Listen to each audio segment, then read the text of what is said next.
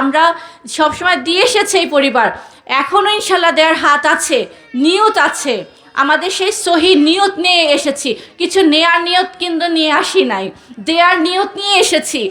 এই বংশের রক্ত যেহেতু আমাদের মধ্যে প্রবাহিত হচ্ছে, আমার বংশের পরিচয় হচ্ছে জনকল্যাণমূলক কাজের মাধ্যমে। আমার এই পরিবারের পরিচয় হচ্ছে তাদের আধ্যাত্মিকতার দিয়ে। আমার বংশের পরিচয় হচ্ছে মানুষের জন্য নিঃস্বার্থভাবে তারা যে কাজ করে গেছেন, তারা যে জীবন দিয়ে গেছেন, সেটার তারা ইতিহাসের নাম লিখে গেছেন এই কাজ করে। তো যেহেতু আমাদের রক্তেও সেই, আমাদের ধমনীতেও সেই রক্তই প্রবাহিত হচ্ছে, আপনাদের দুর্ভোগ দেখে কিন্তু আমরা আজকে এসেছি। আপনাদের উন্নতির জন্যই কিন্তু আমরা কিছু করতে চাই, কারণ আপনারা অনেকে এখানে কয়েক প্রজন্ম ধরে এখানে আছেন এবং আপনারাও এই মাজারকে কেন্দ্র করেই আপনাদের ছোট থেকে বড় হওয়া এবং অনেক কিছু আপনারা দেখেছেন। তো এই জায়গার পবিত্রতা আপনাদের কাছে কিন্তু একই রকমই। এখন এখানে উন্নয়নের যে আওতায় আমরা আনতে চাচ্ছি, এটা খুব স্বাভাবিক, কারণ সব জায়গায় উন্নত হয়ে যাবে, উন্নয়নের আওতায় আসবে, কিন্তু আমাদের গোড়ায় কি অনুন্নত থাকবে, এটা আমাদের পক্ষে দেখাটাও কষ্টের। যদিও আমার বড় বোন তিনি বলেছেন যে আমাদের জমিদারি কিন্তু এখন নাই, তাই না?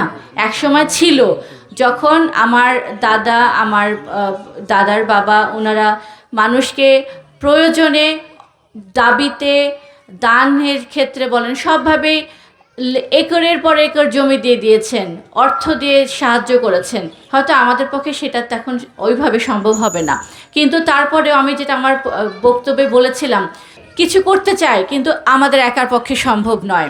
আপনারা দাবি রেখেছেন কবরস্থানের জন্য, আমরা নোট করেছি। আপনারা দাবি করেছেন হাসপাতালের জন্য। আমার বড় বোন তিনি অলরেডি একটা কমিটমেন্ট দিয়েছেনও যে স্যাটেলাইট ক্লিনিকের আন্ডারে আমরা এখানে সেবা দিব ইনশাআল্লাহ।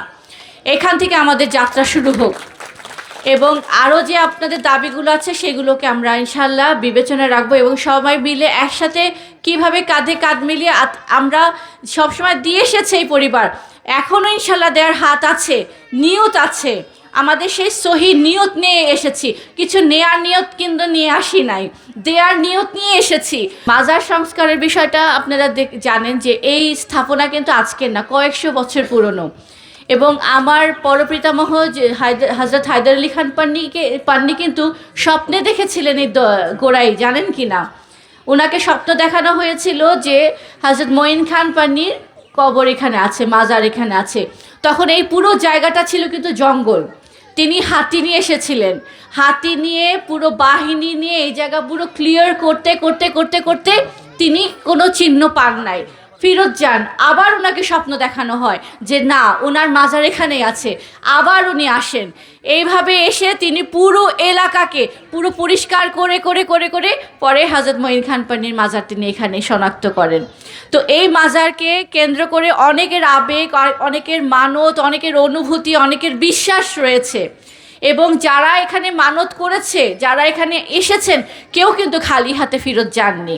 তো এটা আমাদের জন্য, আমাদের বংশের পরিচয়।